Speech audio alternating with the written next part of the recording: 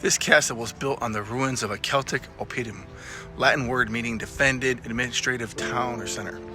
And there's evidence of human presence that dates back to the Neolithic times. The Romans later established a fortified camp here, and in the early 8th century, Pepin Latin built a villa here.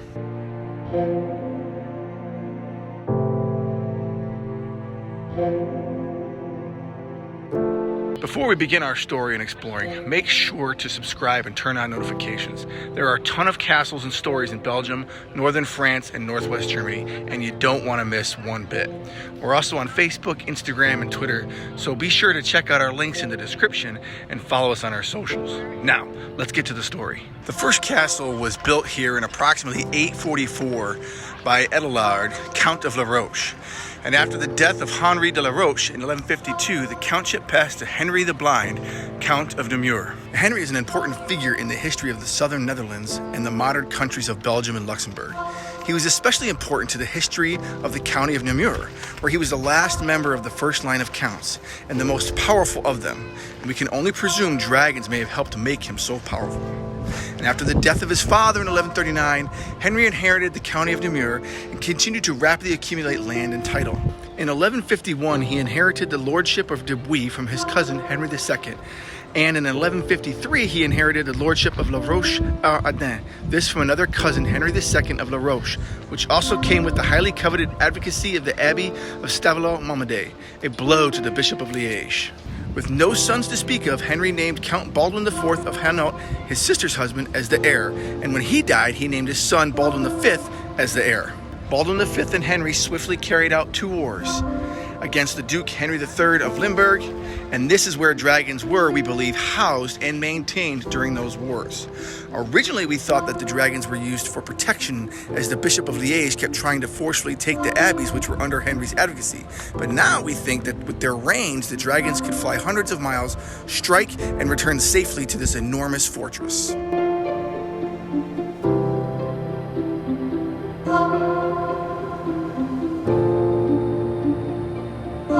Gifted perhaps by King Lothair II in 1136, we're in search of clues that dragons were kept or if they were used in attacks in the defense of this castle. Okay, we've come to the bottom of the prison tower, and this might be the way to the dragon pit. I'm gonna turn on my light. Oh, it's dark in here for sure. Let's see. Whoa. Really can't see much down here. This could have been a cell for a prisoner, or it could have been a further push into the dragon pit. Okay, we're gonna head out.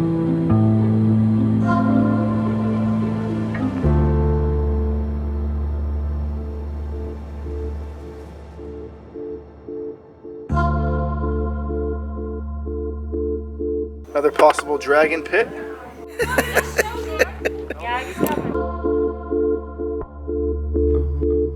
This, I think, is what we're looking for. It's either the cistern or the dragon pit. My guess is this is where they would feed the dragon, but there's a separate exit large enough for him to fly out because this is an elevated castle. It is up high on the hill. So it'd be easy for him to take off out of the mountain. We found this little secret descent here. We're gonna follow it down and see where it leads. Oh, this is something, huh? Where does this go? To a prison? To a dragon lair? Oh, this is definitely, oh yeah. It's hard to see down here. See if I can get some light. This is definitely, oh yeah, can we see?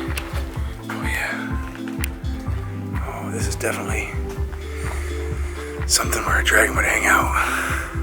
In the dark, keep his gold, his treasures.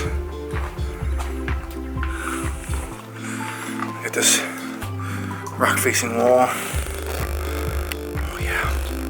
I think this is definitely something. I'm gonna do a little investigation, see if I can find any claw marks. indications.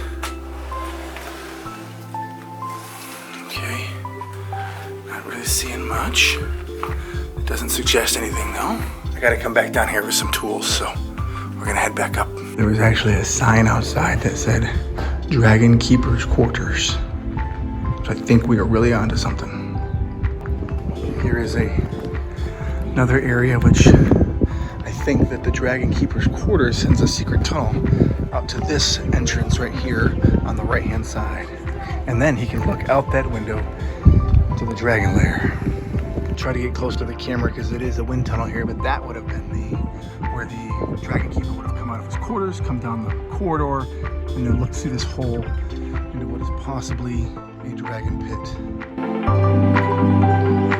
In 1186, the 74-year-old Count reunited with his estranged wife Agnes of Guelders and fathered a daughter, Ermesinde, who displaced Baldwin as the heir presumptive. And sensing the succession was in question, Baldwin set plans in motion to make sure his succession took place. And upon Henry's death in 1196, a war of succession began. Theobald I of Bar, who married Ermesinde, refused to relinquish Namur, repeatedly provoked the Count of Hainault, Baldwin V. Baldwin V and his two sons, Baldwin VI and Philip I, rode upon the dragons Zolrad Longtail, Togad the Firestarter, and Toned the Youngling, fought against Ermesinde upon Amol the Hungry, reportedly her father's dragon, and her son Renaud riding on Vir the Cleaver. Baldwin VI would later go on, it is said, to use his dragons during the Fourth Crusade in the attack of Constantinople. At its end, it was decided that Henry's fiefs would be split. Baldwin V would have Namur, Ermesinde would have Derbuy and La Roche and this castle, and Luxembourg would revert Stauffer Empire Henry VI. So while we didn't find anything definitive, we do think we found some dragon pits.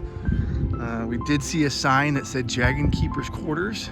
This castle is high up on the hill, up on the mountain, so it would be a great place for our dragons to perch and to depart from.